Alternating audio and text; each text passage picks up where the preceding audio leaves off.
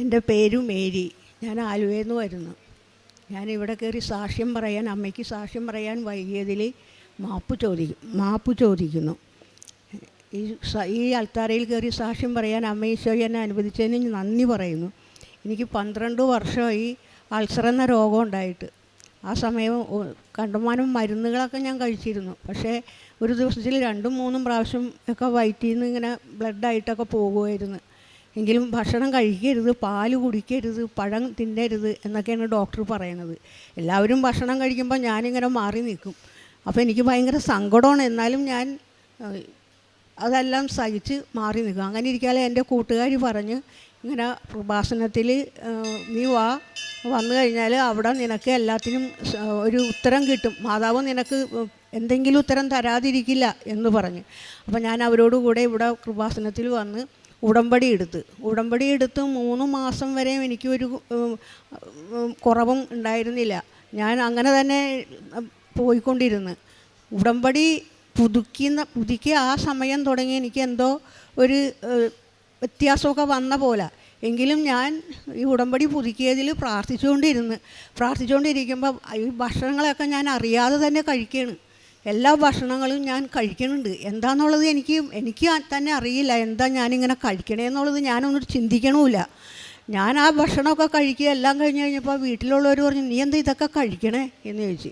അപ്പോൾ ഉടമ്പടിയുടെ ശക്തി ആയിരിക്കും എന്ന് പറഞ്ഞു. അങ്ങനെ ആ ഭക്ഷണമൊക്കെ കഴിച്ച് ലാസ്റ്റ് എനിക്ക് എല്ലാ ഭക്ഷണവും കഴിക്കാൻ പറ്റി. ഇറച്ചി, പാല്, മുട്ട എന്ത് കഴിച്ചാലും എനിക്കൊരു അസുഖം തോന്നണില്ല. സാധാരണ പോലെ തന്നെ എനിക്ക് തോന്നിയിരുന്നത്. അങ്ങനെ 12 വർഷമുള്ള രോഗം പരിശുദ്ധ അമ്മയും ഈശോ എനിക്ക് മാറ്റി തന്നു. അതിന് ഈശോയ്ക്കും അമ്മയ്ക്കും 1000 നന്ദി. പിന്നെ കൂടാതെ ഞാൻ ഇതിന് ശേഷം ഞാൻ എവിടെയെങ്കിലും എന്തെങ്കിലും കാര്യത്തിനൊക്കെ ഞാൻ പുറത്ത് പോയി കഴിഞ്ഞാൽ ഒരു 5-8 പ്രാവശ്യം മുനിസിപ്പാലിറ്റിയിലായാലും ഈ കരത്തിൻ്റെ കാര്യത്തിനായാലും ഞാൻ പോയാൽ ഒരു 5-8 പ്രാവശ്യം എന്നെ അവർ നടത്തും. എന്നാലും എനിക്ക് കാര്യം സാധിച്ചു തരില്ല. അപ്പോഴാണെങ്കിൽ ഞാൻ ഈ ഉടമ്പടി ഉപ്പിൻ്റെയും അമ്മയുടെ പത്രത്തിൻ്റെയും കാര്യമൊക്കെ ഓർത്തത്. ഞാൻ ഉപ്പും പത്രമൊക്കെ കൊണ്ടുപോകും. അവരറിയാതെ ആ മേശപ്പുറത്ത് പതുക്കെ ആ ഉപ്പ് സ്വല്പം തൂകും. അങ്ങനെ ഈ ഉടമ്പടിക്ക് ശേഷം ആ ഉപ്പ് തൂവിയാൽ ഇവർ എന്നെ ഒരു സ്ഥലത്ത് ഇരുത്തിക്കൊണ്ട് എല്ലാ കാര്യങ്ങളും അവർ തന്നെ എന്നെ അവിടെ ഇരുത്തിക്കൊണ്ട് അവർ തന്നെ എല്ലാ കാര്യങ്ങളും എനിക്ക് സാധിച്ചു തരും. ഒറ്റ പ്രാവശ്യം കൊണ്ട് തന്നെ എനിക്ക് ആ കാര്യങ്ങളെല്ലാം സാധിച്ചു തരും.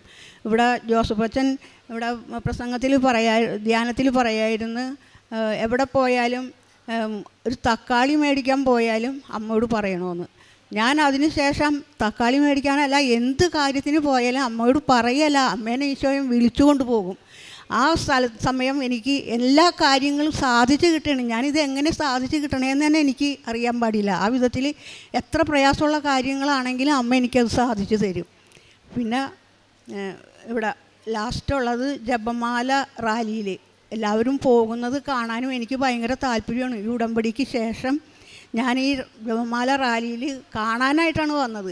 ഞാനിവിടെ ഇവരൊക്കെ പോണത് കാണാമല്ലോ എന്ന് വിചാരിച്ച് ഞാനിവിടെ വന്ന് നിന്ന്. അപ്പോൾ കൂട്ടത്തിൽ വന്നവരെല്ലാവരും പറഞ്ഞ്, പോരെ ഞങ്ങളുണ്ടല്ലോ എന്ന് പറഞ്ഞു. ഇത്രയും പ്രായത്തിൽ ഞാൻ ഇനി വന്നില്ല എന്ന് പറഞ്ഞിട്ട് അവരെന്നെ നിർബന്ധിച്ച് തന്നെ ഈ റാലിയിൽ കൊണ്ടുപോയി. ഞാൻ എങ്ങനെ പോയെന്ന് എനിക്കറിയില്ല.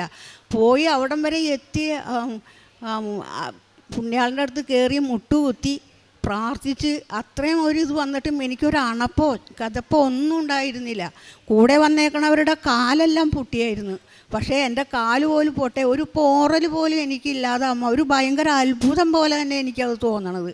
അത് അമ്മ എന്നെ അവിടെ വരെ നടത്തി തിരിച്ച് ഇവിടെ കൊണ്ടുവന്നു. ഇത്രയും വലിയൊരു അത്ഭുതം ചെയ്തു തന്ന അമ്മയ്ക്ക് 1000 നന്ദി.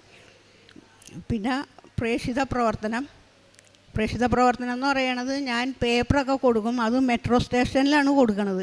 അവിടെ ഭയങ്കര തിരക്കുള്ള സ്ഥലമാണ്. എന്നാലും ഞാൻ അവിടെ കൊണ്ടുപോയി കൊടുക്കുമ്പോൾ പേപ്പറൊക്കെ ചില പിള്ളേരൊക്കെ ആൾക്കാർ വേണമെങ്കിലും മേടിച്ചുകൊണ്ട് എവിടെയെങ്കിലും എറിഞ്ഞിട്ടുകൊണ്ട് പോകും. ഞാനിവർ മേടിച്ച് കഴിഞ്ഞാൽ നോക്കും എവിടെയെങ്കിലും ഇട്ടിട്ടുണ്ടോയെന്ന്. അവിടെയൊക്കെ ചുറ്റി നടന്ന് നോക്കിയിട്ട് അങ്ങനെ 2-3 ഇട്ടണമെങ്കിൽ അത് ഞാൻ വീണ്ടും പറക്കിയെടുത്ത് അവർക്ക് പിള്ളേരോട് പറയും, നിങ്ങളിതൊന്ന് വായിച്ച് നോക്കി, സാക്ഷ്യം വായിച്ചിട്ട് നിങ്ങൾ വേറെ ഒന്നും നോക്കണ്ട, നിങ്ങളുടെ ആവശ്യങ്ങൾ ഈ അമ്മ നടത്തി തരും, നിങ്ങളെ സാക്ഷ്യം വായിച്ചാൽ മതി എന്നൊക്കെ അവരോട് പറഞ്ഞ് അങ്ങനെ പേപ്പറൊക്കെ കൊടുക്കും. കുമ്പസാരം മാസത്തിൽ 1 പ്രാവശ്യം കുമ്പസാരിക്കും. കുർബാന എല്ലാ ദിവസവും കുർബാന കാണും. കുർബാന കാണുന്നത് ഈ ഉടമ്പടി എടുത്തതിന് ശേഷം, ഉടമ്പടിക്ക് ഞാൻ അങ്ങനെ അധികം കുർബാന കണ്ടില്ല, ഉടമ്പടി പുതുക്കിയതിന് ശേഷമാണ് കുർബാന. അതിന് ശേഷം ഒരു കുർബാന കാണാതിരുന്നാൽ പോലും എനിക്ക് ഭയങ്കര വിഷമമാണ്. ഞാൻ പിന്നെ എപ്പോഴെങ്കിലും ഒരു കുർബാന ആ ദിവസത്തിലുണ്ടോ എന്ന് ഞാൻ അന്വേഷിച്ചിട്ട് ആ കുർബാന ഞാൻ കാണും. കുർബാന ഞാൻ മുടക്കിയിട്ടില്ല ഈ ഉടമ്പടി പുതുക്കിയതിന് ശേഷം. കാരുണ്യ പ്രവർത്തികൾ ചെയ്യണത്, ഞാൻ ഗവൺമെൻറ് ഹോസ്പിറ്റലിൽ പോയി അവർക്ക് കാപ്പിക്ക് കടിയൊക്കെ വാങ്ങിച്ചു കൊടുക്കും. എല്ലാ രോഗികൾക്കും കാപ്പിക്ക് കടി മേടിച്ചു കൊടുക്കും. അങ്ങനെ ആഴ്ചയിൽ ഒരു പ്രാവശ്യം അത് ചെയ്യും. അത് ചെയ്യുമ്പോൾ അവർക്ക് ആ കാപ്പിക്ക് കടി കിട്ടിക്കഴിയുമ്പോൾ അവരുടെ ആ ഒരു സന്തോഷം കാണുമ്പോൾ ഞാൻ അറിയാതെ തന്നെ ഞാനും സന്തോഷിക്കും. അപ്പോൾ എനിക്ക് 2 പ്രാവശ്യം ആഴ്ചയിലും 3 പ്രാവശ്യമൊക്കെ കൊടുക്കാൻ തോന്നും. ഞാൻ അങ്ങനെ ചെയ്യാറുണ്ട്. 2 തിമോത്തി 4:2 വചനം പ്രസംഗിക്കുക. സാഹചര്യങ്ങൾ അനുകൂലമാണെങ്കിലും അല്ലെങ്കിലും ജാഗ്രതയോടെ വർത്തിക്കുക. മേരിയമ്മയുടെ ഈ സാക്ഷ്യത്തിൽ പറയുന്നത്, കൃപാസന പത്രം കൊണ്ടുപോയി കൊടുക്കുമ്പോൾ അത് അവർ എന്ത് ചെയ്യുമെന്ന് കൂടി നോക്കും. അവർ വായിക്കുന്നുണ്ടോ, കൊണ്ടുപോകുന്നുണ്ടോ. അവരത് കളയുമെങ്കിൽ അതെടുത്ത് വീണ്ടും അടുത്ത ആളുകൾക്ക് കൊടുക്കും. സാഹചര്യം ഏതായാലും സുവിശേഷം കൈമാറുവാനായിട്ട് പരിശ്രമിക്കുകയാണ്. ഉടമ്പടിയിൽ ഏറ്റവും പ്രധാനപ്പെട്ടതും അതുതന്നെയാണ്, ഈശോയെ മറ്റുള്ളവർക്ക് കൈമാറുക എന്നുള്ളത്. മേരിയമ്മ ഇങ്ങനെ സുവിശേഷം കൈമാറുവാൻ, ഉടമ്പടി പാലിക്കുവാനായിട്ട് ശ്രമിച്ചപ്പോൾ ദൈവം ചെയ്തു കൊടുത്തത് 12 വർഷമായിട്ടുള്ള അൾസർ മാറ്റി എന്നുള്ളതാണ്. അത് 12, 13 അങ്ങനെയൊക്കെ പോകുന്നതിന് പകരം ഉടമ്പടിയിൽ വന്നു കഴിഞ്ഞപ്പോൾ, ആ 3 മാസം കഴിഞ്ഞ് പുതുക്കിയപ്പോൾ, ഉടമ്പടി കാലഘട്ടമാണ് 90 ദിവസം, ഉടനെ ആ അസുഖം പോവുകയാണ്. എപ്പോൾ പോയി എന്ന് പോലും അറിയില്ല. ഭക്ഷണം പലതും കഴിക്കാൻ പാടില്ലാത്ത ഭക്ഷണമൊക്കെ കഴിക്കാനായിട്ട് പറ്റുകയാണ്. ഇതിൽ നിന്നെല്ലാം നമുക്ക് വ്യക്തമാണ്, പരിശുദ്ധ അമ്മയുടെ ശക്തമായ ഇടപെടലാണ് ഈ അമ്മയ്ക്ക് കൂട്ടായി വന്നത്. പരിശുദ്ധ അമ്മയിലൂടെ ദൈവം നൽകിയ അനുഗ്രഹങ്ങൾക്ക് കൈയടിച്ച് നമുക്ക് ദൈവത്തെ മഹത്വപ്പെടുത്താം. യേശുവേ നന്ദി, യേശുവേ സ്തോത്രം, യേശുവേ ആരാധന. അത്യപൂർവ ദൈവാനുഭവങ്ങൾ ഇനി നിങ്ങൾക്കും സ്വന്തം. ഈ യൂട്യൂബ് ചാനൽ ഇതുവരെ സബ്സ്ക്രൈബ് ചെയ്തിട്ടില്ലെങ്കിൽ ഇപ്പോൾ തന്നെ സബ്സ്ക്രൈബ് ചെയ്യുക. ഈ വീഡിയോ ഇപ്പോൾ തന്നെ നിങ്ങളുടെ സുഹൃത്തുക്കൾക്ക് ഷെയർ ചെയ്തുകൊണ്ട് കർത്താവിൻ്റെ പ്രേക്ഷിതരാകുക.